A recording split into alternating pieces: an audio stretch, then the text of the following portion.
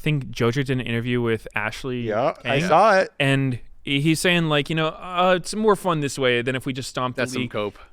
Okay, it's kind of cope, but at the same time, It's so much fun losing 4 strake games. It's not. Did you see the players' faces? They were having a lot of fun. Yeah, I mean they were loving it. They were having a good old blast. They were time. high-fiving.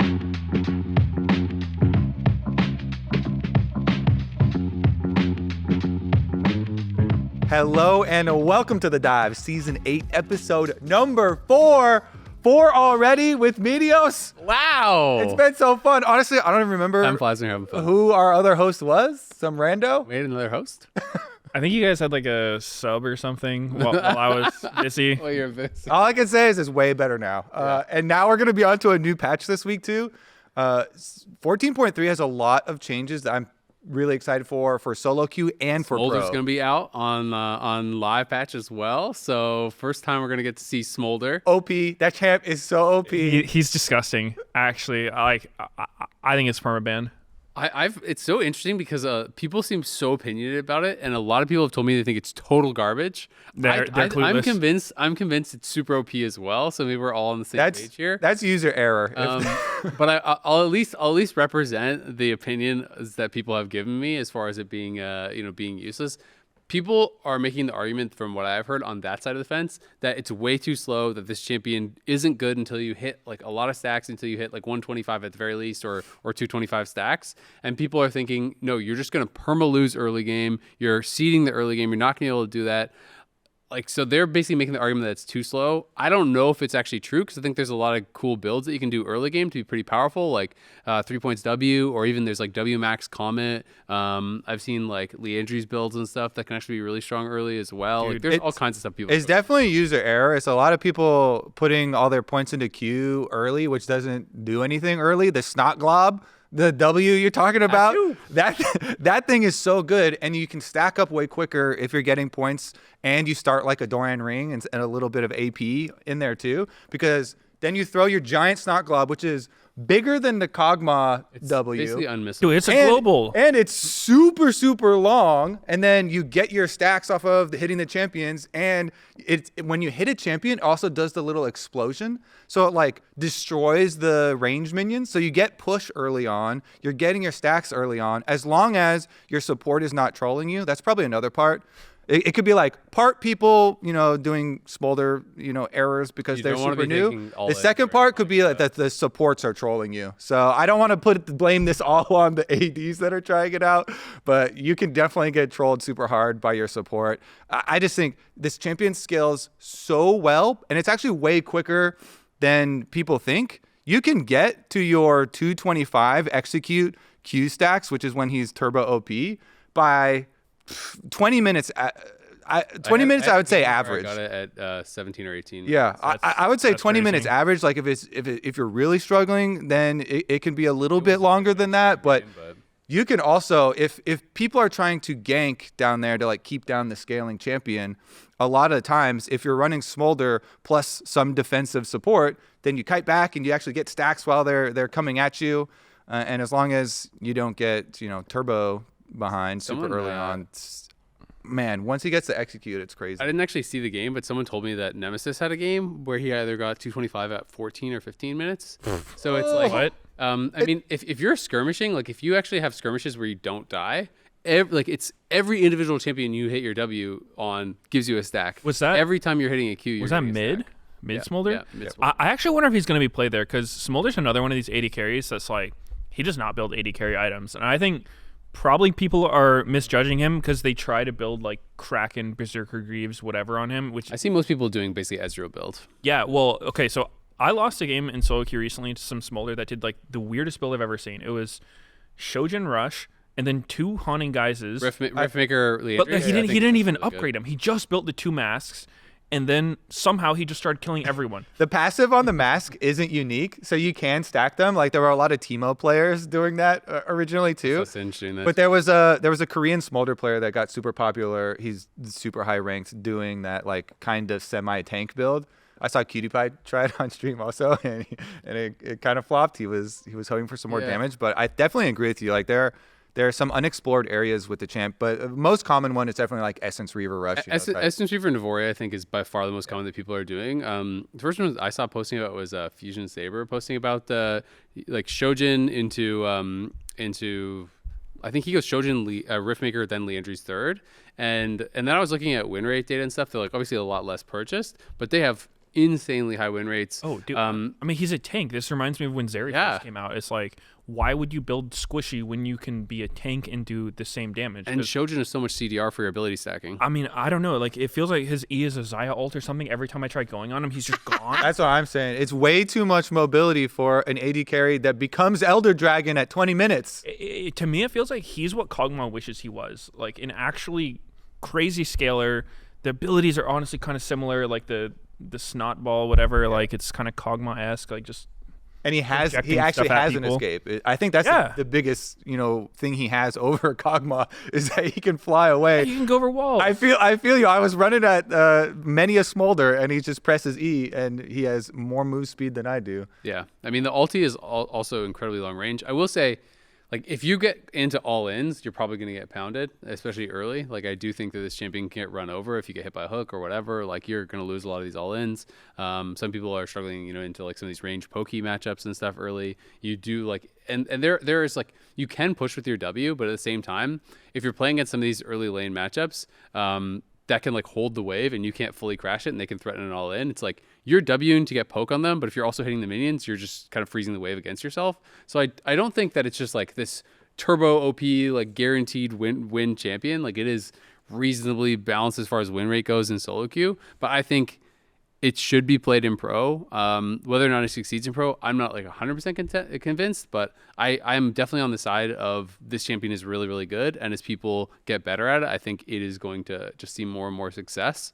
I do honestly think it could be abusable. I could see it being played mid, kind of like a Corki, because the mid. I've seen some top as well. Okay, that sounds like he could have some rough matchups, but maybe. I mean, who knows? And not as a blind, honestly. Yeah, but I mean, a lot of the mid picks lately are not super punishing. We've been seeing an influx of Scion mid, mostly just from Insanity. Yeah. Entirely from Insanity, actually. But, I mean, even some of the others, like Azir, Corki, Orianna, like, they're not that much of lane bullies that, like, they're just going to kill you on repeat. Yeah. I just think that he scales way too quickly for a champion, that is supposed to be one of those mega late games. Being able to get to the 225, I guess by the 15-minute one sounds kind of crazy to me. So I didn't watch the game. I don't know if this is fake news. This is what I. This is what I. The enemy team was just 5-man stacking for his W repeatedly. Yeah, just like when you think about scaling, you usually think about like 30 minutes or something like that, right? Yeah. Well, when you get your upgraded Q though, which you get super fast, like 25 stacks, it ramps up so much because you get it from every minion that the Q kills, even if it's not the one that you target. So like it's very easy to prep the range and kill all three and get 3 stacks on your Q on the range minions and stuff like that, right? And you can start getting a ton through things like that. There's also some abusable stuff. I don't know if you get full stacks from the Void Mites or not, but I know that there was some weird stuff you could do. I know Azael does. I tried Azael and Scion W. You get stacks, but you get less from Scion W. Azael one's actually getting nerfed. I saw that in bug fixes for next patch. Yeah, it's not intended because you could get like 10 to 15 free stacks like instantly, and I think Smolder can do the same. But even if that gets fixed, like if you're getting access to everything, right? Like you can do the little Krugs, you can do the little Raptors, you can do like all these things and get big influxes. And the faster you hit the breakpoints, the faster you hit the subsequent breakpoints. It just seems to snowball like crazy. Is a good transition into the other dragon that got made OP because they buffed Azael in this patch. And they made it so his Q charging on champion stacks 3 now from 1 previously. And he's already smashing solo Q. Win rate spiked up tremendously. It does make a lot of sense, too, because Balance Team has had kind of this war on snowballing and early games. And so now we're having a lot of really strong win rate scaling type of champions. And both of the dragons now that have executes and true damage and stacking mechanisms are doing super, super well. I know that the goal with the quote that they put in here for the Azael changes, I actually agree with the direction that they want to make it. They're like, hey, we want him to stack much more aggressively. PvP. Yeah, be rewarded through PvP and looking for angles. to go on people with Q and make your roams work rather than just farming minions. That to me seems like a good direction. They probably just need to adjust the numbers a little bit, because one of the biggest things is like when he's traveling in his E and he's queuing, he gets this massive. Yeah, W. Yeah. He gets this massive damage amp. He doesn't move him. Yeah. WE, very closely related. Well, did you see Froxen actually tweeted out this morning that he's getting hotfix nerfed? Yeah. Apparently he's just way too strong in the new patch. So. Yeah, I think he went up like 6 or 8% win rate or something. I mean, Azael, to be fair, also I don't hate them changing stuff like this. Like clearly they overshot the mark. But Azael has just not been a champion. When's the last time you see Azael in any of your games? I don't see. I have. I mean, when he first, I think right when he was reworked, he was broken. Yeah. But also people didn't know how to play against him. Yeah, exactly. Since I think it was the last one I remember was the ulti one where he gets his like big ult once per game or something. Like it's just he never gets it. Yeah. So I mean it's just like he seems too weak early, or at least pre-buff. He seemed too weak early and no one was really playing him. So like they're obviously trying to change him. And I think you could probably just change the stacks. I don't know what the hotfix nerf is, but they increased it from 1 per pop on the Q to 3. You could probably move it to 2 alone, like at a baseline, and that would probably change things quite significantly. Because they obviously also did reduce the amount of stacks you got from your E. I think it's on cannon minions and monsters and things like that, but that didn't get nerfed as significantly. Or if they want it to be like purely through PvP, then you can make it so you don't get any stacks from your E and it like has to be fighting. But that obviously is a pretty huge change if they want to go that direction. Yeah, I mean, I think Azael's cool. The only part about him I don't really like playing against is I think his wave clear late game is too crazy. Like you've seen those games where a Baron wave is just getting one shot by his E, and it's just like, wait a minute, that's not supposed to work like that. The E becomes the whole friggin' lane. Like when you get so many stacks, that's the thing that is always. I mean, I found frustrating around him again. I never play against him, but when he first came out and he was really strong, is that it's like he scales in every direction. It feels like, because it's not just he's getting more range, it's not just he's getting more damage. He's getting like range, move, like he can travel further. The E is getting bigger and getting a higher XQ, and the Q is doing more damage, and the Q has more range, and the ulti, when you're getting a lot of stacks, obviously is like pretty much. Is it map wide, the splash? The stun is not, but it is like enormous. Yeah, it's enormous, but it's not map most of wide. the map. Yeah. It does feel like most of You can hide in Fountain. Yeah.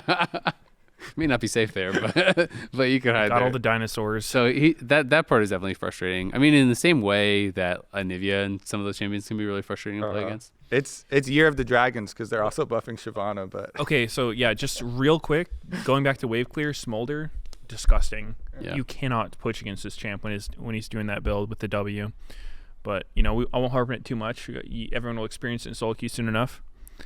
I mean, he's going to be interesting, right? Like, I do think... So do you guys think we'll get him for sure, week 1 LCS? If he's If the players have put time in on this champion, I think it is definitely worth playing. You're mentioning like the win rate in solo queue. I think a week old at already 49 and 0.5%. And look at tell me what Shojin first is, because I think Shojin first is high key overpowered. The CDR on your basic abilities is so big for stacking on that as first item. Oh yeah. And then that into the Rift Leandries, I think that build is insane. Yeah, I mean he's tankier than tanks. Yeah. It's crazy. He's really, really strong. So that'll be interesting. There's a lot of pretty big changes, though, on this patch. You touched on Azael. Smolder is obviously coming out. But there's a lot of pretty big ones. What else is kind of standing out to you guys?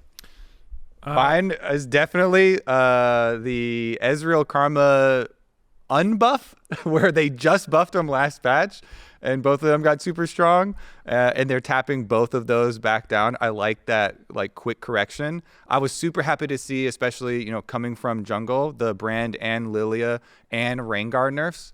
That feels very, very good for solo queue, especially these Leandries champions. Both of them absolutely melt Volibear.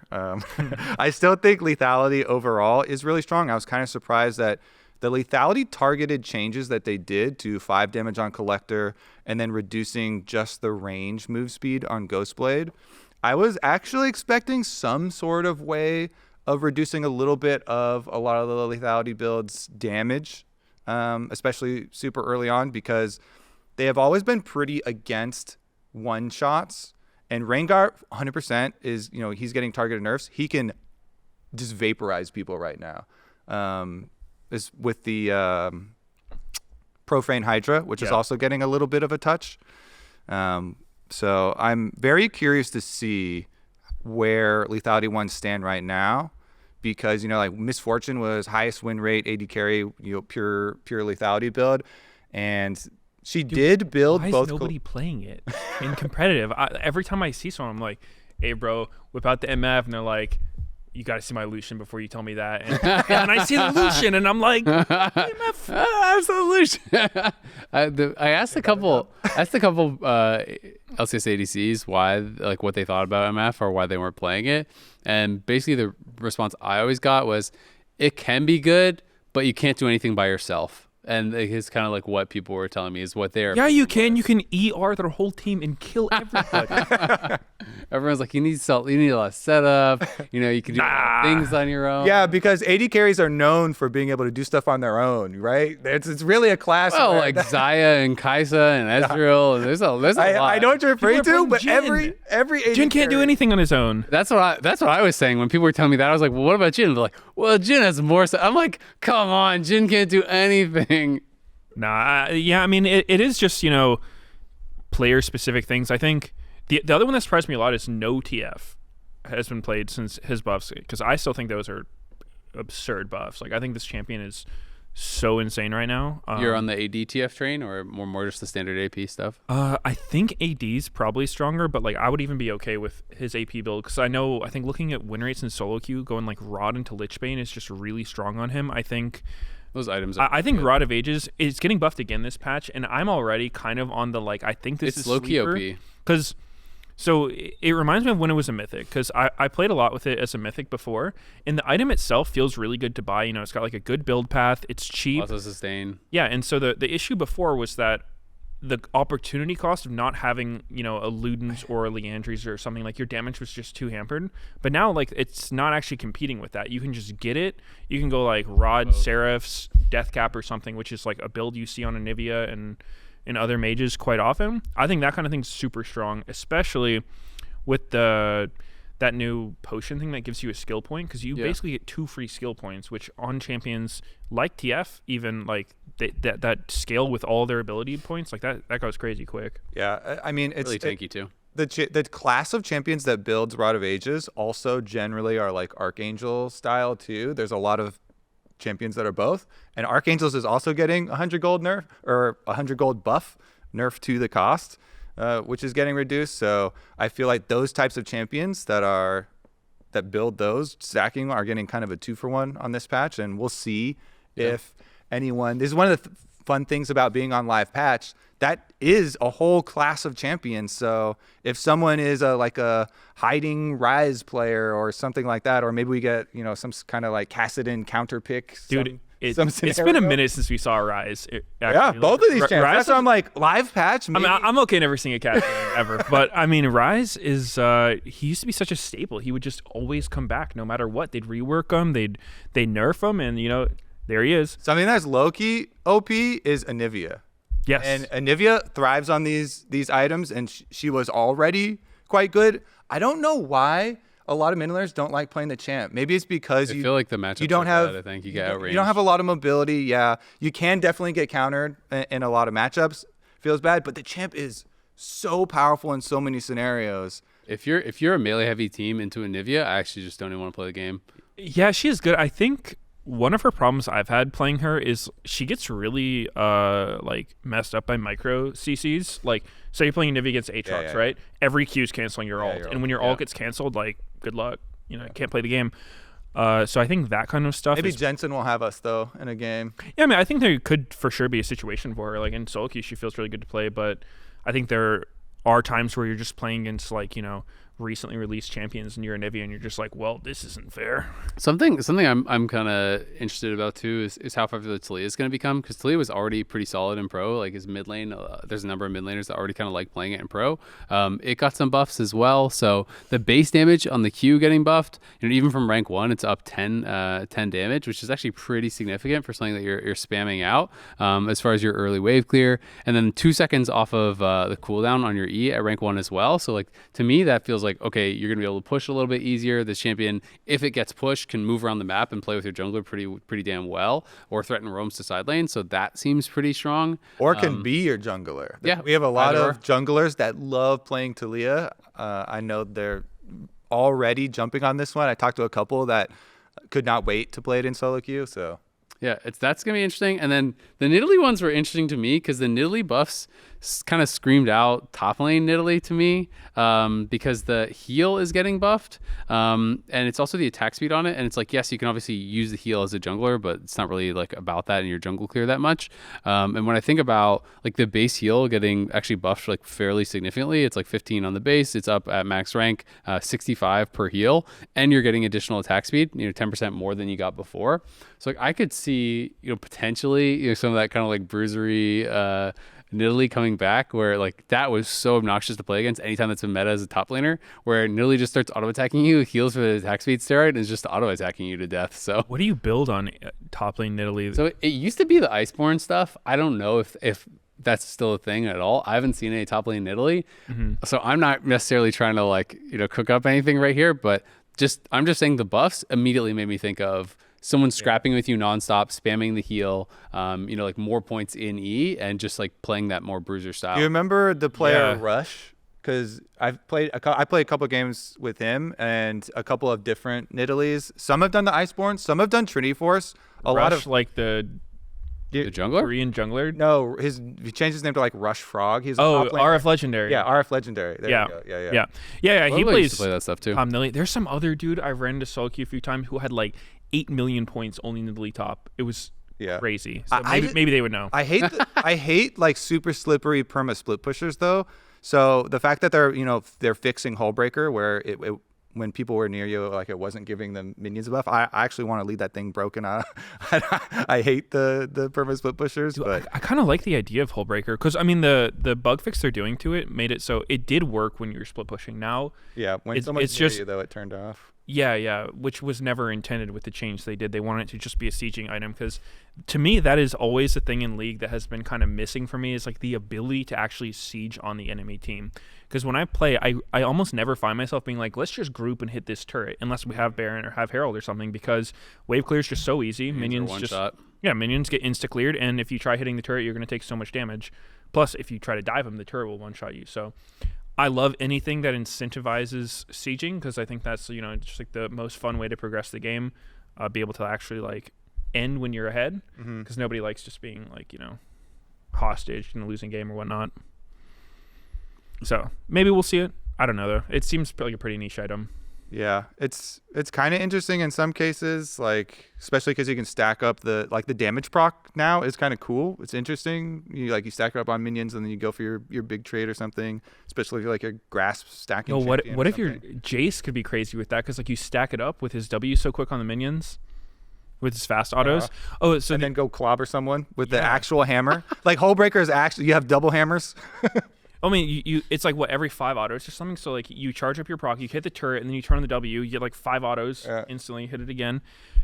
The other champ, I think, I'm not happy to see buffs for. Oh, Zeri. Yeah, I know. I'm just like these buffs are big, dude. Anytime you see that base AD tweaked, especially on AD carries, like that is a big number. And the ulti. Yeah, and like people were already going Hexplate on her, and now it's an 80-second base cooldown. Hexplate's going to put that to like a minute or something, and she's just going to always have ulti, which is kind of her weakness. I fear we might be in an age of Zeri Smolder. I hope not. I really hope I'm wrong on that one, but like that might happen. I feel like the way that we have been progressing, it has been more towards scaling and more towards late game with kind of like reducing the power of individual dragons, which they did a long time ago. Been doing well as well. And a lot of these different, scaling possibilities, and it is a way to like combat snowballing, but it does mean we might have some longer ones. We're going for. Ziggs got buffed as well. There's like a lot of little scaling things. APA's cheering. Yeah. He tweeted about it. It's really small ones though. To be fair, I mean, base armor, I guess is when really good wave clear champions get a lot of buff. Like you're talking about Azael and how frustrating that is. Like when a champ can just annihilate a whole minion wave, and you're like, well, I guess we can't progress to end the game. To your point earlier on Hullbreaker too, like allowing sieges. These champs, Anivia, Aurelion, Soul, Ziggs, all really really good defense champs. Yeah, I mean, they have added some tools with, like, Hull Breaker, but I don't know how viable that one actually is. Grubs are the big one, because grubs are, if you can get 5 or 6, that actually makes your siege insane, because they clear your wave, but you just start spawning new waves of little monsters at them. I like it. I love grubs. Same. So, I mean, you obviously were saying you don't like split push stuff. Are you unhappy about the Yorick changes then? Because Yorick, I think these changes are low key pretty big. The R change especially. So they massively increase the leash speed basically on the R. So when you run away as Yorick, like the maiden runs back to you much more quickly. So it's going to be a lot easier to keep alive. That is big. The healing as well when you're actually hitting enemy champions is significantly higher. It doesn't have the like doubling when you're low health, but like the actual sustain and kind of like fighting throughout the game is really higher. And the biggest change to me is that there's like, so you get bonus damage when you're hitting the same target as your ult. It had a 2-second cooldown before, and now has a 0-second cooldown. So like if you're auto QE, etc., you can get like 3 procs of this like very, very quickly. So the amount of burst damage that you're getting is actually really big. I didn't even know that was a mechanic on Yorick. I never see this champion. I mean, it's that. It was not something that you played around as much because it was just like, it just passively happens, right? But now that there's no cooldown on it, it's like actually pretty significant. They did nerf the total that it can go to. So like at rank 3, it was 9% maximum health that you could proc in damage. Now it's 3% at maximum. But still, it's like you can be procking this like really, really fast now with multiple hits. So to me, it's like these are actually pretty significant buffs. The E cast time, I don't know how big that actually is. Like that seems not bad. It sounds not bad. And I mean, hitting the E is really like how you win or lose your lane. Like that's basically what Yorick lanes are, especially in the more difficult matchups, is just can they dodge your E or not? Because the ghouls do a crazy amount of damage in the 1v1. So if you're chain hitting your E, like in a lot of matchups, you can kind of just poke people down. So I'm always interested to see, if this would push it back in. I agree that split push is really unfun at times to play against, but I do think it's fun to have it as a viable alternative to just team fighting in pro play. Like I do think it can be interesting to have alternative strategies. If it's only split push, then that's boring. But at the same token, if it's only Cassante or it's only this, that's boring to me too. So like I would like to see games be decided through split push sometimes, and it basically doesn't happen, and feels like it hasn't really happened in many years. Like there are some really rare exceptions, but almost never are split push games, like even if you have like a Fiora or something, it's like they just use it to get a big lead and then they still have to go team fight to end the game. I mean, it's so hard when you're playing a team with split pushing. Basically, if your team's mindset is we don't want to ever take a team fight, and the other team's mindset is we want to take literally any fight we can, I would rather be on that second team any day of the week, because even one mistake, because when you're playing with split push, right, it's like, how do you get vision? Well, normally the way you get vision is you go together and you put down wards. Well, that a lot of times is going to start a fight. What do you do if they're there? What do you do if you face check them?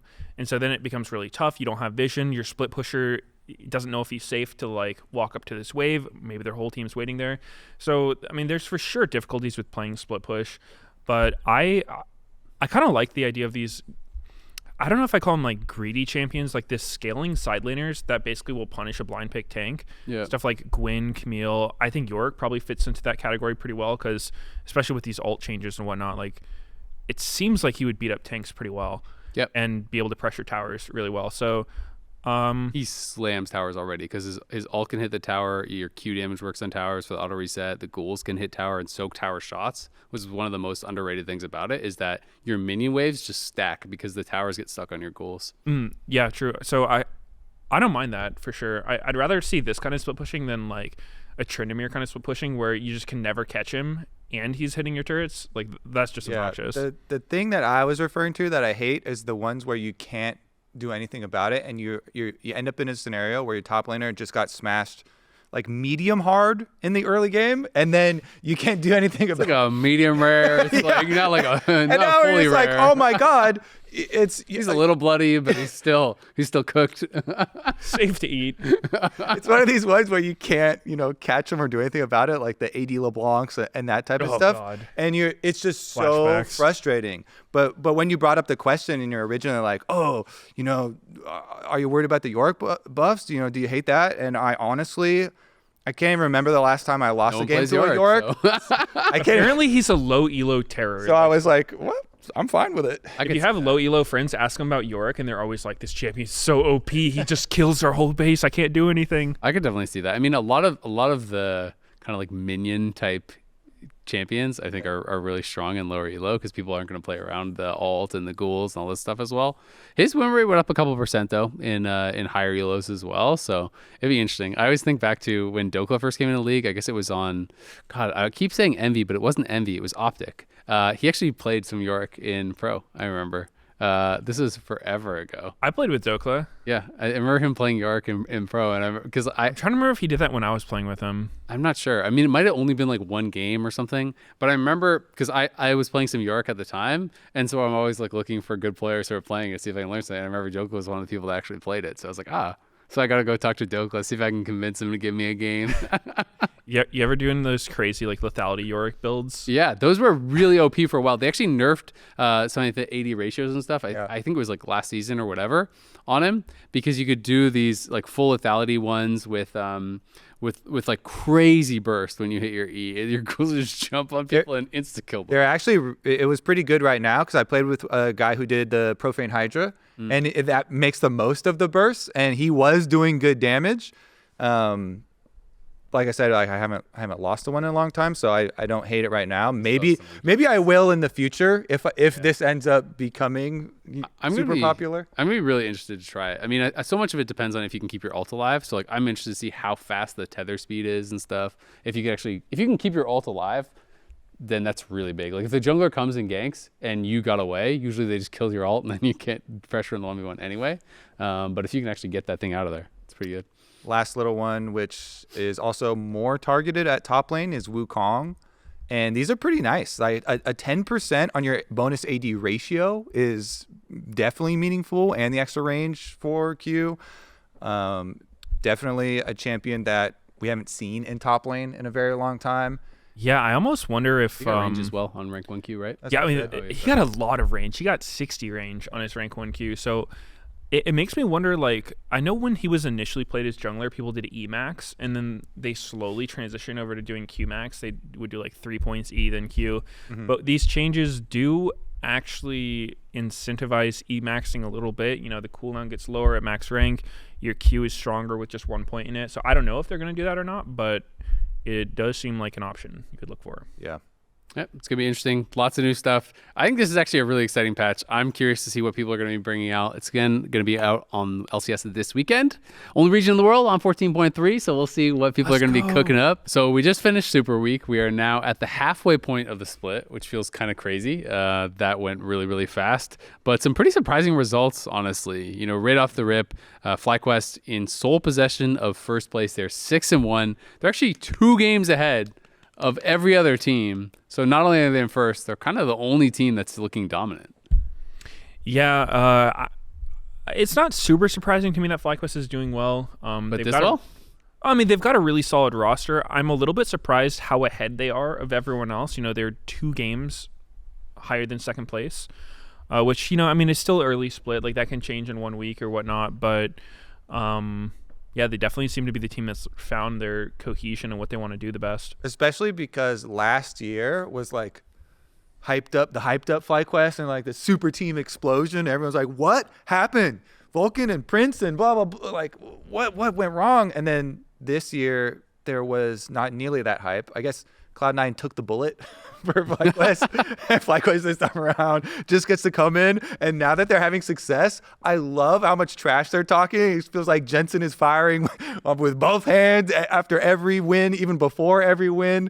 You know, calling teams out, and the cohesion that they're playing in game also looks so cool. Like, Inspired obviously has a really strong voice and has a very clear way of how he wants to play League and lead the rest of the team. And he talked about it in his interview afterwards too. He was like, yeah, the only thing I want to improve on is being more clear on telling my teammates what to do, because sometimes they do the wrong thing.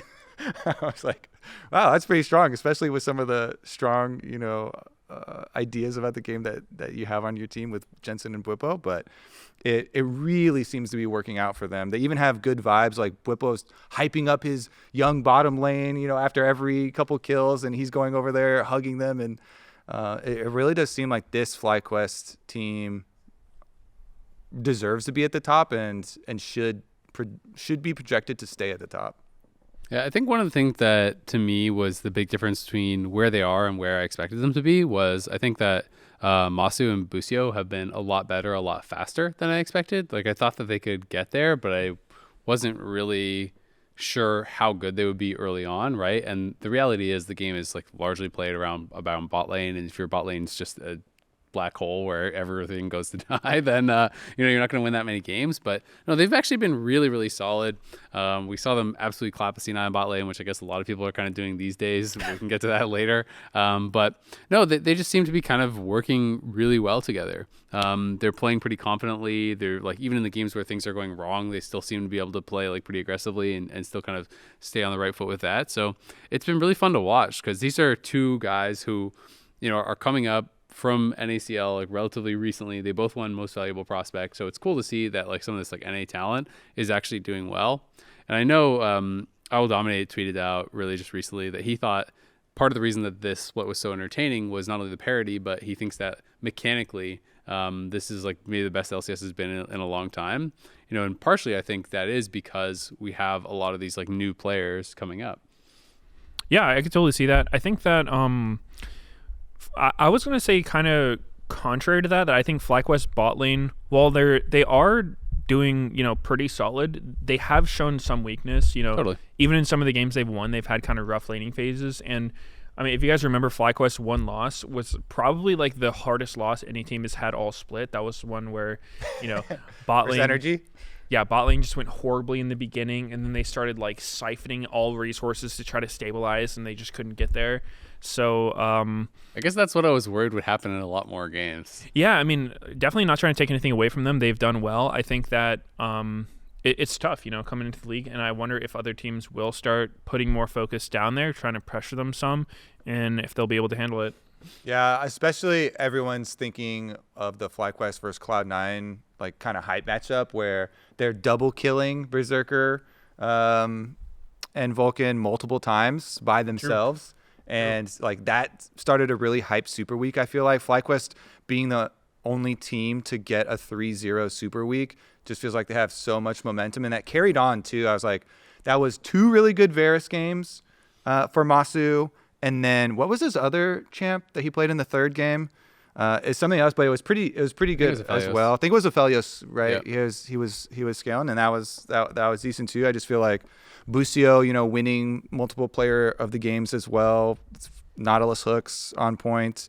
Just definitely a lot better, I feel like, than expected. The timeline that was set out. Oh, that Nautilus hook on through the Vulcan. tower, that lollipop. That was so nasty. Like, dude, people were flaming that online, saying, "Oh, this just shows how OP Nautilus is. It's so easy to hit hooks." You still have to know exactly where to throw it, to not just to have it hit the tower, right? Yeah, like you go and do it. Then if it's so OP, like Nautilus can be annoying to play against, but I like him. I like what Nautilus is meta. I think he makes things happen. Like he'll get a lot of kills, or he'll get a ton of deaths, or both. It's never going to be a boring game. No, I agree. And I mean, it's like the hook cheats for sure, but he was abusing it to the maximum, and that's what a pro player should do, right? Yeah. You should be able to find those angles. It's like when I watch really good Bard players, like I play quite a bit of Bard, and the Bard Q cheats a lot. Yeah. But some people go for Qs that I would never even attempt, and it hits them, then turns sideways and hooks, and I'm like, how did you even know that was gonna work? Like that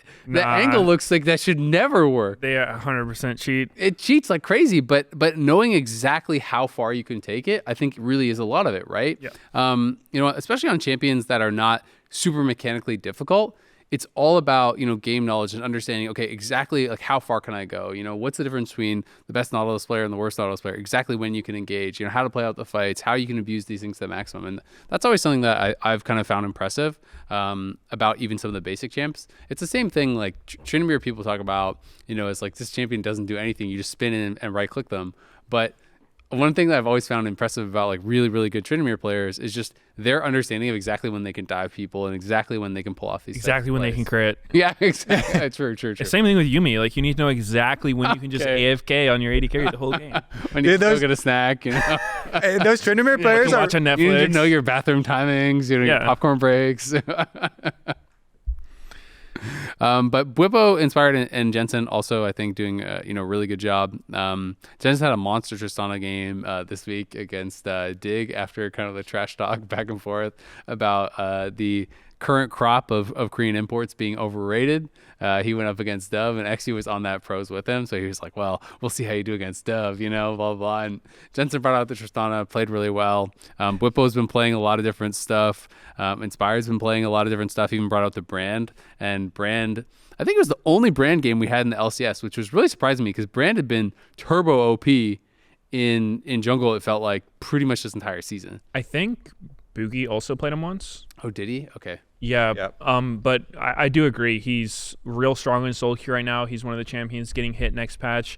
It's hard for me to know exactly how much those nerfs are going to do, but nerfs nonetheless. Especially because one of the nerfs is fixing a bug where his passive was doing more than it should. That's really hard to quantify how much that is going to nerf him, but it should be a decent tap down. I think that game specifically, like, that was the Masu Busio continual double kills on Berserker Vulcan bottom. And so Inspired just got the free farm. So it was like kind of dream Brand where you're just farming away and your bottom lane is winning and your top lane is a Cassante. So he's fine up there. It doesn't really matter. And then they were, able to win the game despite JoJo having some pretty good, Nico engages that gave Cloud9 just enough hope to be even more sad at the end. But I think this FlyQuest team, I 100% agree. Like, they also are really flexible in the champions that they can use. I think that's a really good point to hit on, especially with how outspoken Bwipo is. It almost seems like he's like defensive of his unique picks, where when Sniper picked the Olaf, he was tweeting out, he was like, man, that Olaf, he missed the double kill angle there. These other players thinking that they know what they could do with Olaf. Nah, it felt like it's really, it's part of his identity, and he, since they're having so much success with it, like, all the members get to, talk their trash, say whatever they want, have that confidence. All right, well, we have 3 teams tied in second right now. 2 of them are not really surprising that they're like in second. Energy, Team Liquid, 2 teams that I think were kind of predicted to be up near the top. But Energy obviously coming off a 1-2 Super Week, not going to be that happy about it. But TL and 100 Thieves both went 2-1 in the Super Week. And for 100 Thieves to be tied for second is kind of shocking.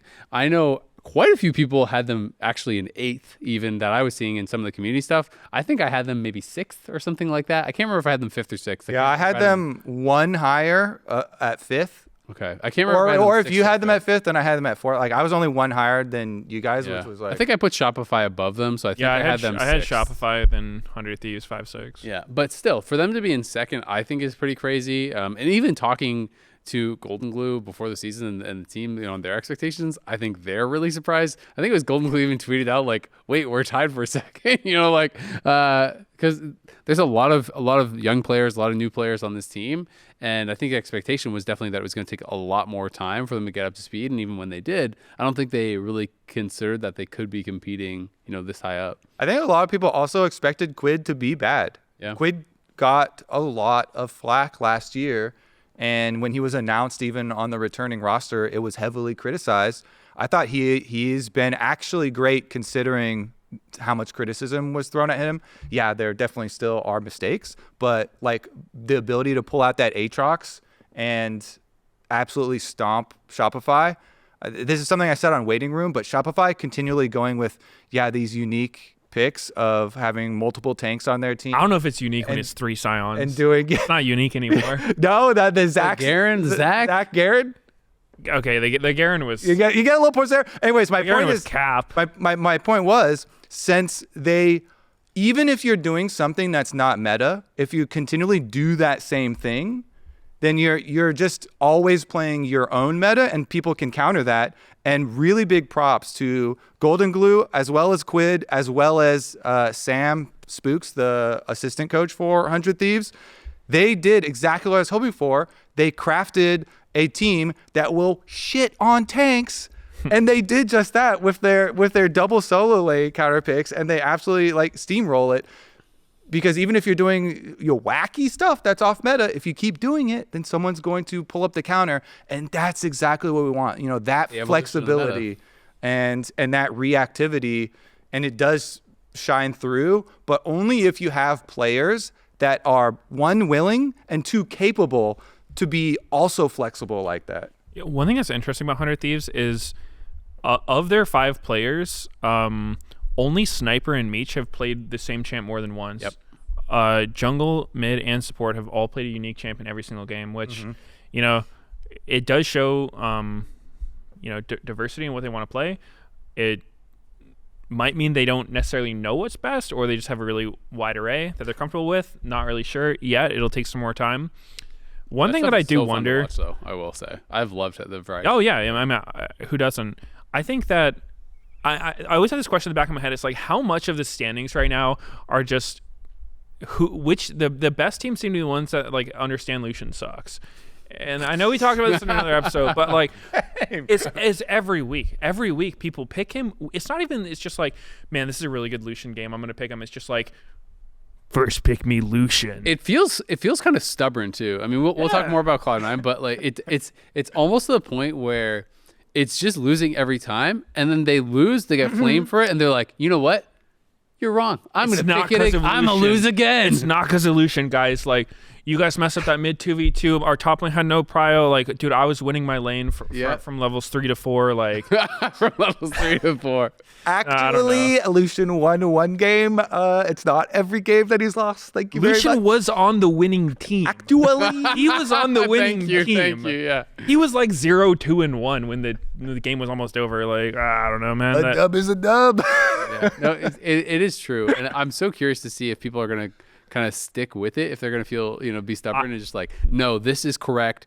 We're doing the right pick. We just have to nail down our play, or if they're gonna move away. I think these new Zeri and Smolder are gonna force them to stop picking this bait champion because I don't know, like it's almost hilarious seeing teams just keep picking it, and it's just completely horrible every time. It's really funny too because Jan was on Hotline League with his coach Spawn, and he had a message directly for the people criticizing Lucian picks in pro play, and I can't even repeat what he said because it was explicit, and so beep beep. He can criticize it, and I'll keep just pointing to the Lucian win rate. Like, go ahead and pick him, man. If you think he's good, play him. But I mean, your opponents will thank you. We can't even put the clip in the comments or anything, probably because it's explicit. I would just say go check it out. It's pretty funny.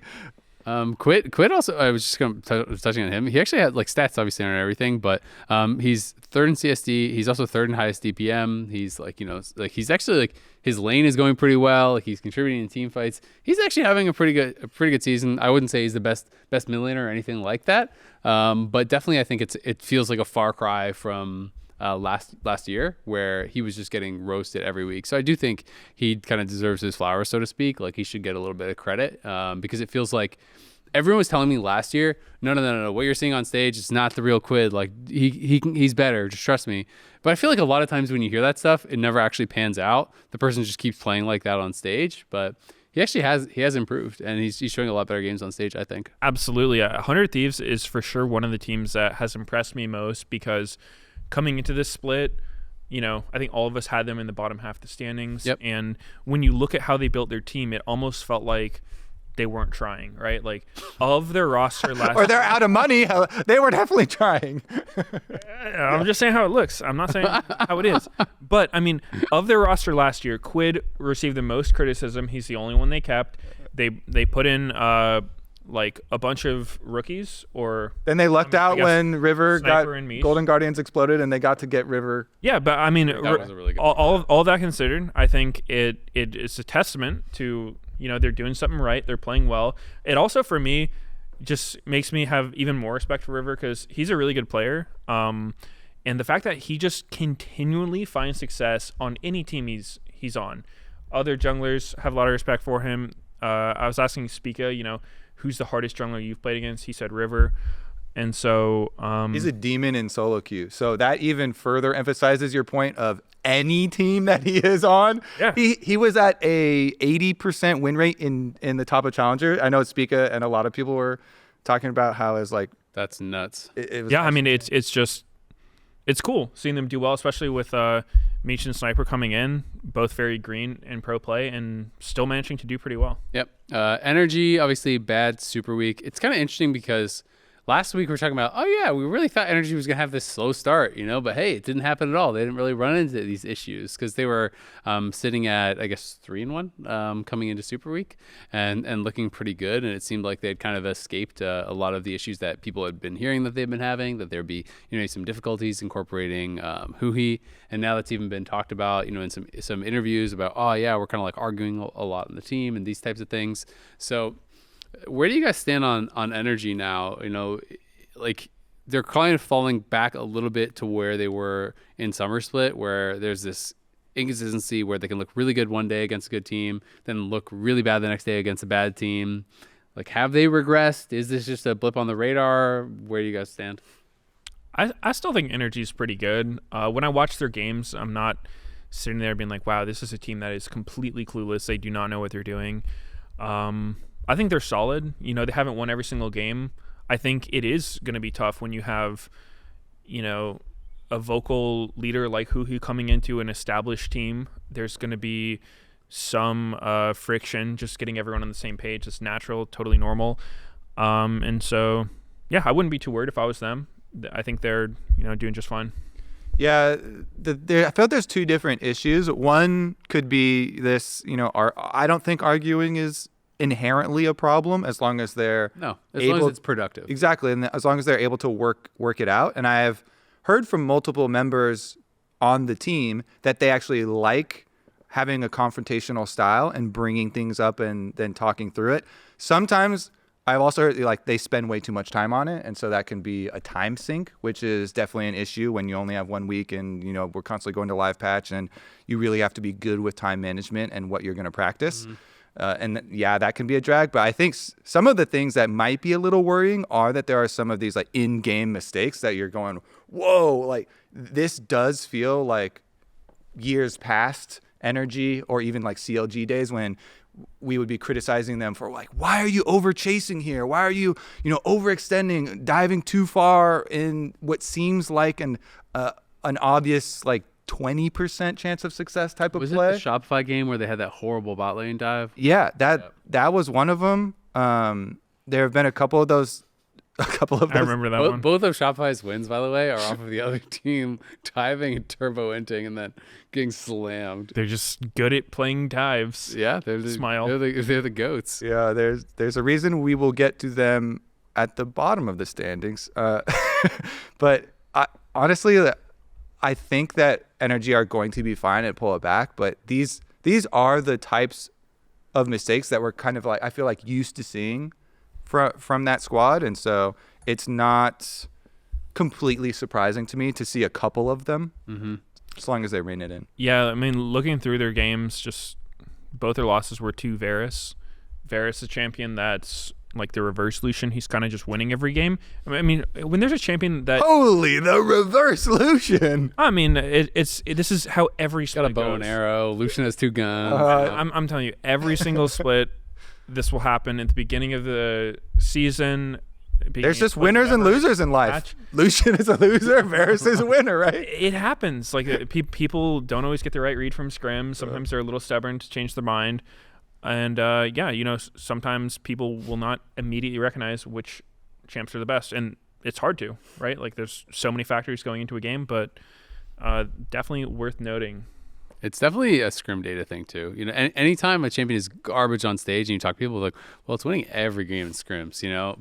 People always do kind of fall into that. Did you ever have any experiences with that when you guys were playing, throughout your career? Because it does feel like such an obvious trap. Like when you're on the outside looking in, right? Like when you're watching the games as a coach streamer or a caster, you're just like, just stop picking it, dummies. Like it clearly doesn't work. It's losing every time. Yeah. But then you talk to the pros and they're saying, yeah, but we played 20 games this week and it won all of them. You know what I mean? And it's like, how do you parse those two things and make sure that you're not actually just, saying, screw Lucian because we lost once on stage versus the 20 times you played in scrims and making sure you're getting the right info. I mean, it can be hard, and, not everyone's going to get the right read for sure. I think you just have to try to be open-minded. And for me, I always try to understand like why something happened more than just what happened, because something that would trigger me a little bit is when we would, go into our draft meeting and bring up win rates from scrims, because to me, that doesn't matter. Like, you can lose a game that had absolutely nothing to do with a certain champion that was played, or vice versa, win a game that had nothing to do with it. And then you also have to look like what was happening in the games. Were you picking this champ and they were limit testing random matchups into it and running it down? Was this champion getting overly fed every single game? Is that a normal thing to happen? So just where the advantages and disadvantages coming from, like what's expected to happen. And, that can be very hard to keep everything in mind. Yeah, I mean, like, nobody can do it perfect. It's something you just always have to keep working at. And so, yeah, I mean, there's like bait picks come up all the time. Yep, absolutely. But yeah, I mean, I'm kind of on the same page. I think Energy can probably pull it back. TL, the other 2-1 team, they had a pretty good Super Week, went 2-1. Are you guys feeling like they're beating some of the allegations as far as only being able to play like scaling comps and whatnot, or does this kind of still feel that way? Because I know that was kind of what I felt like I'd been seeing. I've been seeing some other people echoing that, where it was just like all the previous weeks they'd pick something a little bit more aggressive on day one, lose, and then day two they're like Zeri, Lulu, and Azir, and then like they lose again with something a little bit more aggressive, and then they're going, okay, we're going Tristana and Aphelios and 3 tanks. I wouldn't say they're beating those allegations, because that's what they've been doing, pretty much like tank top, tank jungle, APA on a scaling mid, and then like pretty much all range support spot lane, which, it is a way to play. It's valid. It doesn't necessarily work on a ton of different things as a team, right? Like, you don't necessarily get practice being proactive, like being really aggressive, putting the pressure on the other team. So it is working for TL. I would like to see them try some other stuff, because I think only playing one way, it's not flexible. What if the meta changes? What if people come up with strats that are really good against what you're doing? So, I would like to see them try other stuff. I mean, this last week in Super Week, they had the one Lucian game, they had one Aphelios game, they had one Ezreal game. I think the biggest part of their wins has actually just been impact on Udyr. Impact on Udyr has done so much. He has won mid lane twice for APA by roaming down there. He has won jungle multiple times by invading jungle, not killing enemy jungler, but harassing enemy jungler and stealing camps. I feel like Impact is playing out of his mind right now. There have been a couple points where even in the content that they're releasing afterwards, like Umpty goes one way and the rest of the team was like trying to go the other way or something like that. I think that one change we are going to see, though, for sure, is that APA is going to play even more. Well, I don't even know if it's a change, because he's already played a bunch of Ziggs, but Ziggs is getting buffed, so he's going to keep playing Ziggs. And guess what? That's really good with scaling, because you have super good wave clear, and 2 seconds off your satchel charge does make you safer, and as well as the extra little bit of armor that he's getting. So I think that Team Liquid will probably play still pretty similarly. They are open to doing, obviously, the Lucian bottom lanes and a little bit of aggressive stuff. Core JJ is, in my opinion, always best when he's on engage supports and is like creating action for them. So I'm not particularly super worried about them only being a scaling team. I think they can be a super action-packed team. But we They're have just losing when they try. we have seen some of the mistakes coming in those mid game, either going to the objectives or the team fight actually at them. Yeah, for sure. Definitely nothing in their play has indicated they can't play other styles, but like I said, I just want to see it, because there have been those narratives floating around. Impact can't play carries, APA can't play assassins or whatever. And I don't know if it's true. Probably not. But so far, we've seen them pretty much sticking to what works. Range support, scaling mid, tank top. And I think we'll probably continue to see that. I mean, it's not a bad way to play. It's one of the, probably the most common way to play of all time in League. But, a little bit of flexibility is not a bad thing. Absolutely. Well, and as long as you have at least enough champions within that if you go into playoffs, you can't just get targeted out, right? Impact can play a ton of tanks. I'm not really worried about that. But every single win they have is with him playing Udyr. And Udyr is actually 10-2 in LCS. I I think it's probably the highest win rate champion in the LCS with like any real number of games. And yeah, APA, obviously it is still a big concern for him, like what the champion pool is looking like, I think, because that was one of the big criticisms and kind of questions people had coming into this split. And I don't feel like he's really changed any minds because he's just played the 3 champs, Azir, Ziggs, and Tristana, which were 3 that like he was already kind of playing. And obviously there was already some criticism to how he's kind of playing the Azir. But either way, I think they're doing pretty well. It feels like OMT's fitting into the team pretty well. I don't feel like it seems like there's any big downgrade from Pyosik or anything. Maybe MT's a little bit less proactive, I guess, than Pyosik. It feels like when Pyosik had his best games, it was him just kind of like taking over the game, like as an individual, whereas MT, it feels like his good games are more enabling his team. Yeah. Either way, they're sitting at 4-3, doing pretty well. The next teams down in 5th, 3 and 4 are Cloud9 and Immortals, which is honestly shocking to say that they're tied. Yeah, I think we had them unanimously as first and 8th, and they're tied right now. I mean, I don't know. 0-3 super week for Cloud9. It had nothing to do with me being a content creator for Cloud9, but like they're not a 5th place. I'm sorry, like they're not. I would still probably put them first if I was betting on who's going to win this split. It would still be C9 because I mean, look at their losses. They're trolling in most of the games. Like they lost.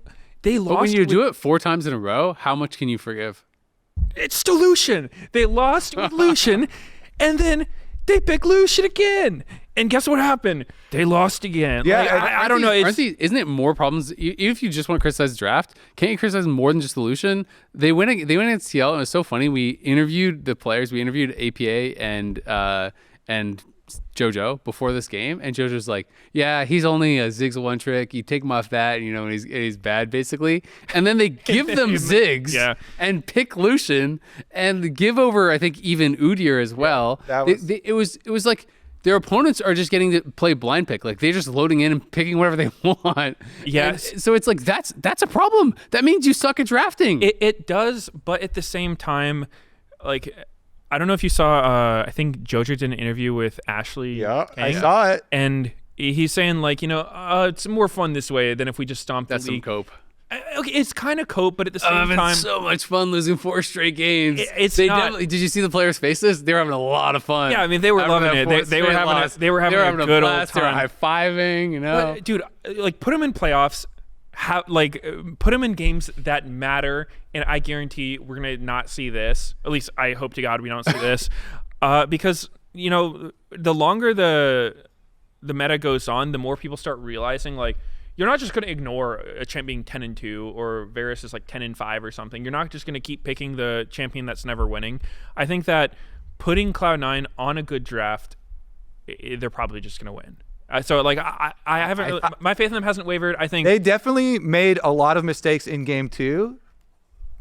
You can't say like they also had a horrendous bottom lane dive. They also had a bunch of int moments, which you can say they're trolling because they're good players, right? Individually. I'm like, I agree with you. I know these guys are good players individually. And I think they'll be better too. But if you are trolling 50% of your games, you're a bad player. Like you're a 50% player then. If you're trolling half the time, then that's you. Meteos is on the campaign trail here. He's doing some good work for Cloud9, but okay. So you remember they're not immune to criticism. Like I think Rel for Blabber is not his best champion. Like I'm a Blabber stan. Agreed, for sure, that's not his style.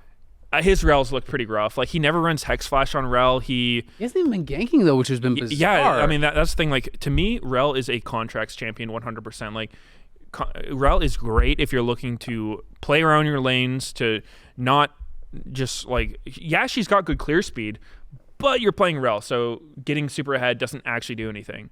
You really want Hex Flash to make more plays happen, so I think he's just kind of slotting Rel into the way he regularly plays jungle, which is kind of like a more carry style, which I don't think that works too well. I don't think that's what you want to do. It's weird because he's like one of his most successful champions has been like Maokai and stuff, right? Like he can play that style of champ. So I don't know, but it has been not weird. Not Riftmaker Maokai. That was the most garbage build of all time. But I mean, I think that Cloud9 can absolutely bounce back from this. I think they're insanely talented, but I also think we can't overlook okay, clearly there's drafting issues, but also, I mean, to me, the worst bot lane thing that I've seen in a while, it felt like, from players of this quality, was the one against FlyQuest, where it wasn't even, I think it was the initial dive, they trolled the dive and died, but there was this one fight afterwards that actually just tilted me off the face of the planet, where they were looking for this 2v2, and people were talking about,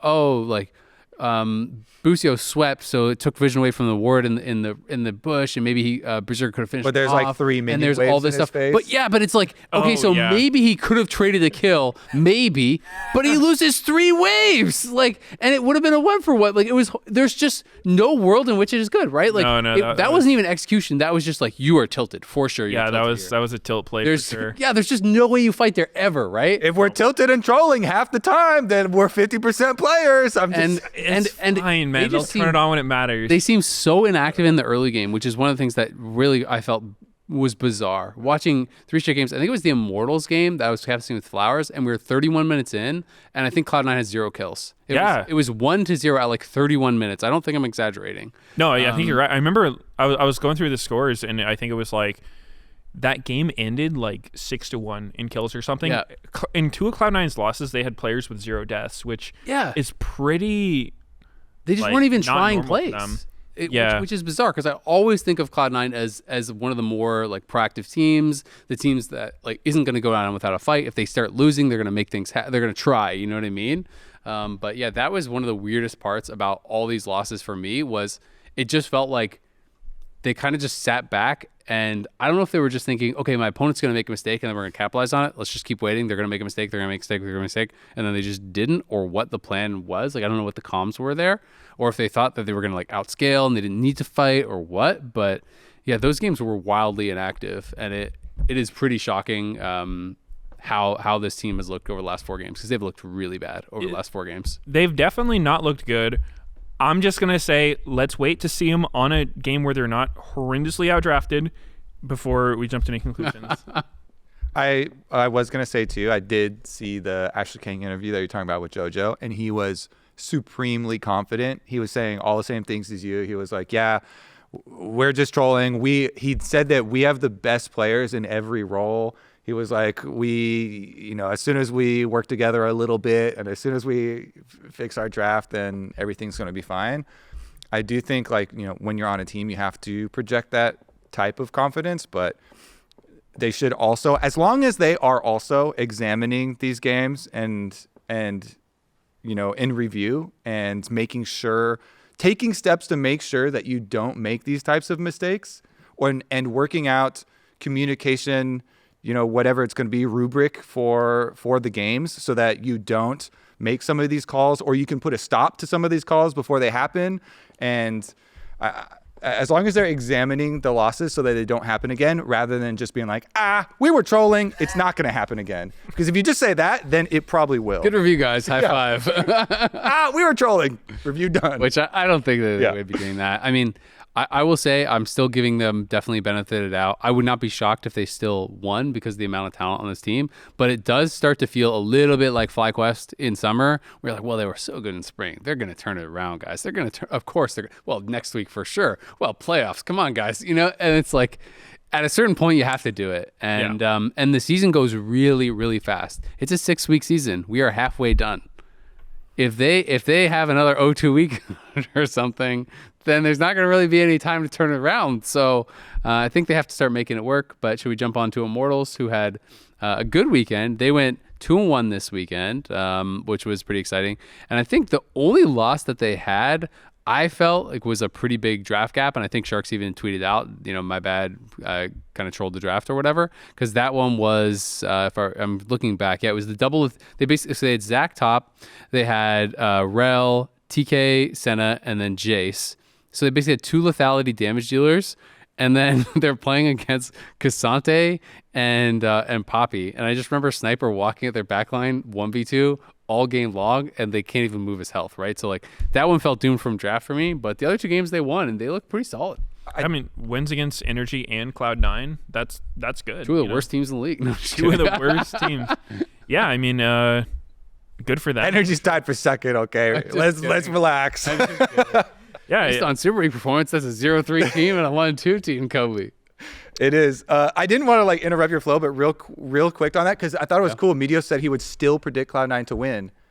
Bet. If I was gonna predict right now, I would definitely take the field if you're gonna give me the field. But I would like to be involved in your first ever dive bet.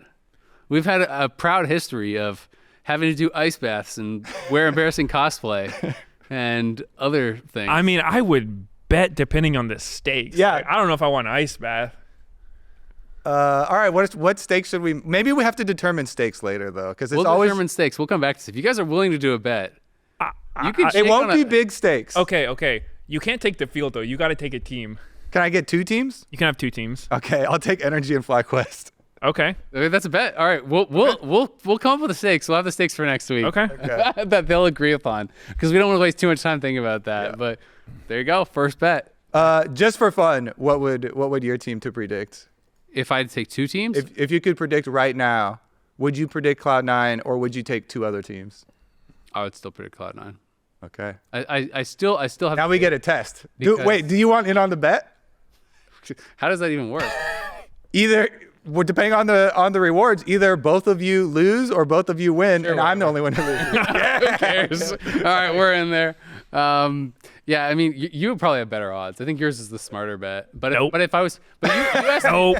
You asked me if I want to pick one team, but either way, I still believe they could turn it around. But yeah, Immortals I think has been doing a lot better. It's also fun for me to see a team that everyone was like, this team is trash, actually do well, and not only pick up some wins, but put up fights in some of their losses also. It was kind of cool. I actually went and I saw some of their scrims. Flowers and I went into their compound last week before their games, on the day before Super Week. And then they won the next day, and they're like, well, you guys will come back next week, right?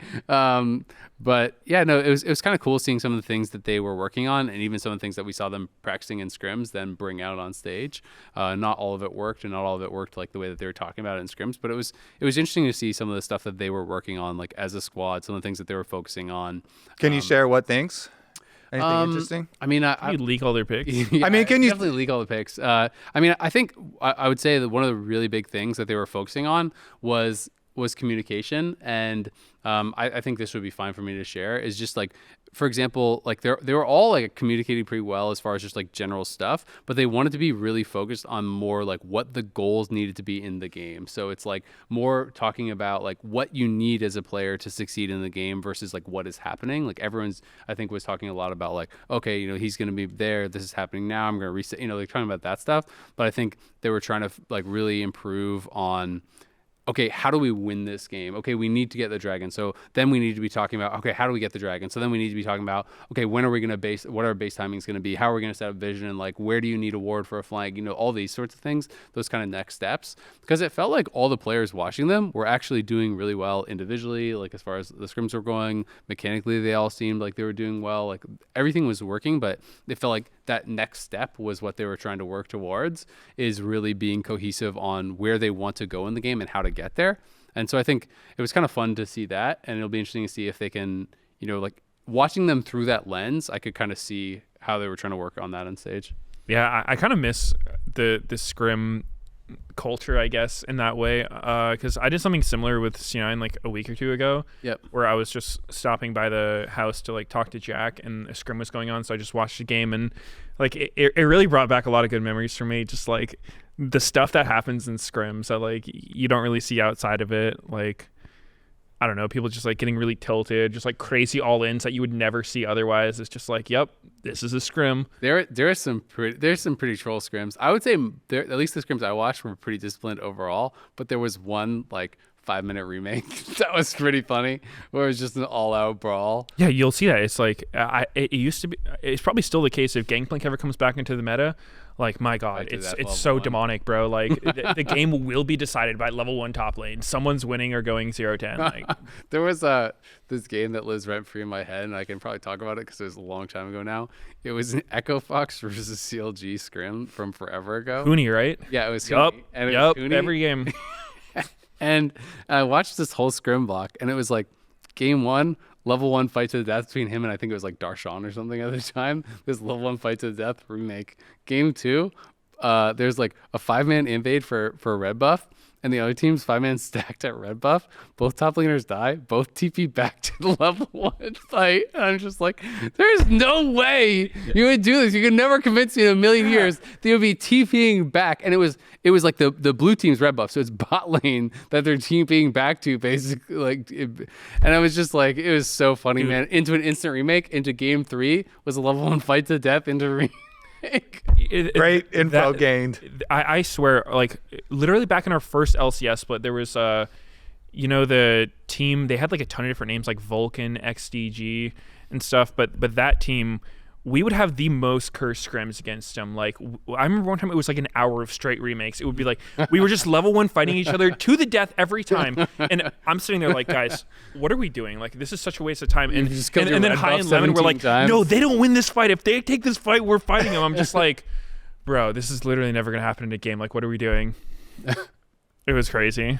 It's so funny. There's some really funny stories from scrims, but I will say in the scrims I've watched in recent years, overall, I feel like people are more disciplined than the Wild West days that I used to watch them in. Dude, I got in the most arguments. Probably like 90% of my arguments were just with teammates doing things that I'm like, you're not gonna do this on stage. Like you're griefing us and our scrim opponents. Yeah. Like I would literally be like, dude, this team's not gonna play against us again if we're doing this. Like this is so ridiculous. Please stop. Yeah, that is really, really funny. And some teams do lose scrim partners, I know, if they're trolling too hard. Especially if you're a lower ranked team, it becomes a bit of like a privilege to play the higher ranked teams, because they have their scrim bubbles, and you can get dropped as a scrim partner if you're trolling too hard. Because if you're wasting their time, on the next one. People talk a lot about that at Worlds, and I know there were some teams that were like, oh man, but then the Eastern teams are always going to beat us in these level 1s, and then we're always going to lose from there. So that's why we have to do this. We have to test our extremes in the level 1s and the all-ins. No. It's like, oh my God. No, you really don't. That on stage. Nope, wrong. I think for those things, to me, that it is always stood out as something that's like, you don't need to fight to the death level 1 in a 5 versus 5 scrim. Just get into a custom game and run some level 1s. If you must figure out if GP and Renekton auto attack each other to death at level 1, who wins, then go do it. But like, don't waste everyone else's time with it. Do it in a custom game 1-on-1. But that stuff is pretty funny. We got a little bit off track, but yeah, Immortals has been fun to watch, and that has been one of the things that I think has been the biggest pleasant surprise for me, is that teams like Immortals and Shopify and Dignitas that I didn't really expect a lot from, and even 100 Thieves as well, who's done even better than that.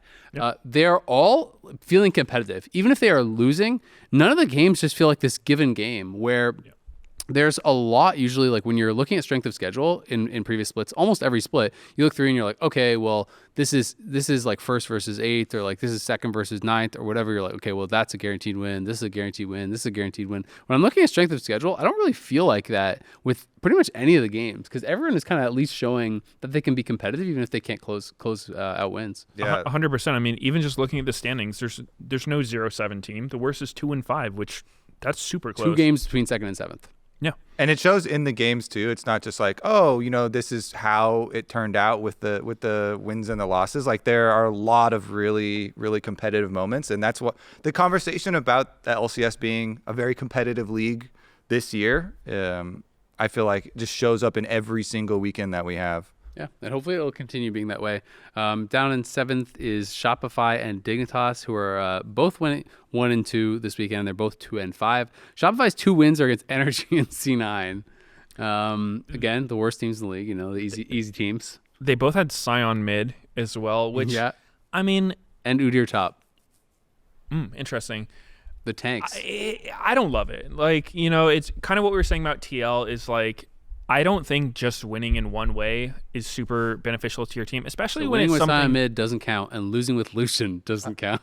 Kind of, kind of. I don't know. It just doesn't feel like solid gameplay. It kind of feels like you're cheesing them, which not to take away from them. I don't think Shopify is bad by any means. I just think that I would like to see them play a little bit more normal. I don't think you need to try to cheese everyone you ever play. And I would like to see how they do with a more standard game plan. I mean, I think it's fine to have this as one of your strategies, but it can only be one. Like I was saying earlier, if you keep doing the same thing, even if it's something that nobody else is doing, people are going to recognize that pattern, and they're going to build counters specifically for you, like 100 Thieves did. And dump on you. So Or you're gonna be playing against you've already used up your surprise factor. So unless you have another iteration, or you are the one ready with innovations and corrections to what you think people are going to try and play into you, then you're really going to lose out, because then you become the predictable one, and you're kind of making your opponent be the creative one by coming with their counter already prepared for you. So that's my biggest worry, I guess, for Shopify, and the thing that's going to hinge on this week's practice the most, how much work they put into actually regaining the surprise factor or the upper hand in them knowing their strategy better than you do. Because if you know their strategy just as well as they do, and have and come with a counter, then it's gonna fail. Yeah, like I would push back a little bit on like the cheese wins stuff, because I don't think there's anything wrong inherently with just like playing off meta, but I do think I agree in that you can't just play the same thing every time. Like when Insanity last split was playing off meta stuff, he was playing like Graves mid and things that were wildly different, right? So to me, it's like if he just wants to never play a single game of his year this whole split, and he's just going to play different stuff, I think that's fine. But if you're just going to be doing the same thing every time, then yeah, people are going to pre-counter it, and it's going to become a problem. But it's like if he wants to go from Scion mid, and then next week he's playing like Brand and Xerath and Vel'Koz and whatever, it's like, right, well, okay. I will make the distinction. I think there's a pretty big difference between those kind of like artillery mages and Scion and Garen. Because, no offense to Insanity, but those are like, that's the champ I would put my mid laner on if like he's just worse than all my opponents, right? Like if I was a jungler and I somehow got autofilled into LCS mid, I'd be like, give me something easy. It's going to be something that I will not get rolled over on, or I can still be useful even if I get rolled on.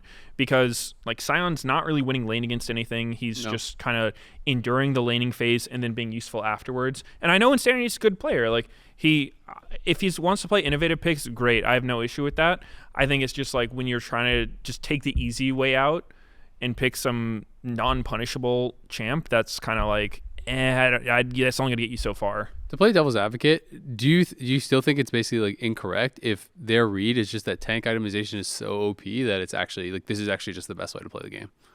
I mean, if they truly believe that, then right. I don't think it's wrong, but I think that's probably not the case. Yeah, and I think they're making their comp worse by also picking the Cassante and a Nautilus with a Scion game. And then you could running 3 of these low damage tanks. And I mean, this example of the 100 Thieves game is just the most like lopsided example that I could pull from, because that was a really good drop 100 Thieves. It's so smart. Not only is it the Aatrox, but they also have the Lilia to annihilate both of them with Leandry's and passive stacking, and they have Olaf for sniper. It's like every single person, and then they back up all these short range melees with a Senna Tom Kench lane, and you're just like, oh my god. This is the perfect anti-Shopify Rebellion strategy. And then they even triple down on the tanks without damage type of build here for them. So I feel like they even more self-countered. It was really interesting, though, because I remember even in that game, Boogie got, 3 or 4 early kills on the Brand? I can't remember how many, but he got some early kills. And APA was casting that game, and they're asking him, which team do you think has the better spot? And he was like basically saying he thought Shopify was going to win for sure. Mm-hmm. That he thought they had a better spot. The Brand was just going to win the game, basically. So it's interesting, right? So it's like even in that game, they like at least APA still believe that there was. I disagree. Yeah, you never believed? I disagree. Watching the game, you never believed? No, I was. Maybe it's because I just have had so many scenarios where you get to the point where the champions that are like drain tanks get to run through pure tank teams. Yeah. And Lilia, Aatrox, and Olaf are all those classification of the healing, drain, tanky, do way more damage than a tank, but also annihilate them class. And they have good ways to actually pressure and kill Brand as well. Yeah, and you've got a Senna, Tom Kench too. And Olaf even if with Aatrox. Even if one of them does get low, you have a Tom Kench and the Senna healing and shielding. I was just like, oh my god, this is crazy. That was a tough round. I was like, damn, Golden Glue's a genius. Yeah. Well, we'll see. We'll see if Shopify cooks up anything new this weekend, or if they're going to continue on the tank train. Dignitas, the last team down at 1-2 this weekend. They're a team I feel like I still would say they're overperforming expectations. But I think they're the team that people have the least hope for. I don't know if you Really? guys agree with that. I was actually going to say I have them up there with 100 Thieves as far as surpassing my expectations. Because I think even though Dig hasn't been winning a lot of their games, like they're competitive. They're playing a pretty good game, even when they don't manage to win. XU has impressed me a lot. Almost every game he's going for some kind of early invade, like take my Raptors, walk into your jungle, scrap with enemy jungle. Like XU has been really good. And I know going back to our didn't you put him 8s on the jungle tier list? And I was pitching XU. Yeah, but like it's not like 8 means he's bad. It just means everyone's good, and somebody's got to be 8th. And I haven't seen him enough, but he's been really impressive to me. Did he move up in the tier list? What's the updated power ranking for XU? Dude, I want to put multiple people in the same tier. Like it's 8th to 8th. That's the new update. No, I'd maybe move him up, but who else is gonna be 8th? Then I don't know, man. Yeah, but. He's been good. He's been really good, especially for a new player. I like the confidence he plays with. Obviously not perfect. He makes some mistakes like anybody. But I just like watching the way they play. They've been kind of doing their own thing with picks as well. They're not just sticking to one style. But I think this is actually a team that I have hope for. I think that you think they could go up? I don't think there's any match Dig is going to go into where I'm like, yeah, they're just going to get rolled. There's I don't feel about any team. I don't feel like that for any team, which is comes back to like the competitive LCS split that we're having. But yeah, I guess Immortals and Dig are the two examples of coming into the split where pretty much you're just so used to like, oh yeah, those are throwaway games. I definitely agree with you. I don't feel like that for Immortals games anymore. I don't feel like that for Dignitas games at all. I will say one thing I'm kind of disappointed with, and maybe this is coloring my perception a little bit, is that I had higher expectations for Rich. I thought Rich was actually really good last split, or last year, I guess it was, overall. This split, I feel like he hasn't been performing nearly as well. He has not been nearly as much of a standout for me. So I feel like Dove and XU and stuff have definitely overperformed compared to where I expected, but I felt like Rich just kind of underperformed, and I guess I struggle to see them climbing the standings. I do think that they're competitive, but yeah. You also think Dove has overperformed expectations? Well, I feel like people's expectations for him was that he was going to be really trash. So yeah, I would say so. Okay. I mean, is that wrong? I feel like everyone was flaming this guy when Dignitas announced the pickup. Yeah, I guess people only. Yeah. People were telling me that he's not even deserving to be in any tier 1 league, period, let alone like be a decent mid laner in a tier 1 league. Yeah, I mean, it's tough to say. I guess I hadn't heard much about him at all, good or bad. Yeah. Which, from a lot of people I've talked to is kind of similar. So I think he's done all right. Nothing crazy. He's had some standout performances, like some good plays, also some ints, but I don't have any strong opinion on him either way yet. One thing interesting is that Rich hasn't played any Udyr. And I know he's lost against Udyr a lot, so... What's really weird about that is he was one of the ones spamming it in Champs queue, too. So I was coming into this thinking that Dig were going to have a high priority on it, and they just haven't. So I also thought that was weird. He also hasn't, like, last year he was doing Quinn counter picks and all these, like, lane bully counter picks. Yeah, Quinn Alawi stuff. That I was kind of hoping for a bit more, especially because the way they changed top lane this year, where it's harder to gank, you're more isolated. I was like, oh, this is going to be even better for Dignitas and Rich's style of let me get a kind of isolated counter pick. Vayne top has been pretty popular in solo queue also, stuff like that, where you're going to try and be abusive, I don't know, and isolated. But we had Aatrox, Gragas, Rumble, Ornn, Poppy, and Gnar. The Gnar one I think was a counterpick Gnar, which had the possibilities of being cool, but I don't think that champ's very good. Aatrox is another one that's kind of looking like a bait pick at this point. He's lost really. I love the Profane Hydra. I mean, it's strong, but I don't know. I feel like it does bad in every game. I'm with you, man. I think Aatrox has been looking awful in top lane. I think I don't know if the champion's like insane or not. I think people might be building him into like the Profane Hydra lethality in situations where you might not want that. I think there are times where it's good, if you're really ahead. But if it's the default that you're going to every single game, because I see so many fights where Aatrox just goes in and just gets one shot, and that's not very good. Especially there have been a lot where they have no tank jungle and no tank support. I feel like every time there's that scenario, you should be the bruiser build. Yeah, you need your entry fragger. You need like the guy who just goes in like before it works well with Gore Drinker, but like now you can kind of do it with like Sundered Sky, Sterix type items. Like you need someone who can just go in, tank their spells, and hopefully not instantly die. Yeah. I mean, to me, Aatrox is getting picked all the time as an answer into Udyr. They just build lethality, lose lane generally, or go even at best into Udyr, and then they have this like super tank on the other side that's just running around, slowing everyone, stunning everyone. Aatrox never feels like it's getting those highlight moments. There's so much peel in the game, I feel like right now as well, that it's very difficult for him to without setup like you guys are talking about. So I don't know. I mean, maybe it's a build thing. Maybe it's just a matchup thing. Maybe it's just an Udyr so strong thing. But like, you know, Udyr and Aatrox are on two opposite ends of the spectrum as far as how top lane picks are performing. Udyr's 83% win rate. Aatrox's 22% win rate in the LCS. And yeah, I just feel like Udyr has been looking. And one of those Aatrox games is mid Aatrox from Quid. This is specifically top. Unless you highlight it only. Top. Because like there have been some good Aatrox picks, but yeah, they have been a lot fewer. And and usually the ones that I like are when they do have engage from jungle or support. The wins have been from Castle and Immortals, two of them. That's it. Yeah, yep. Everyone else who's tried Aatrox has lost.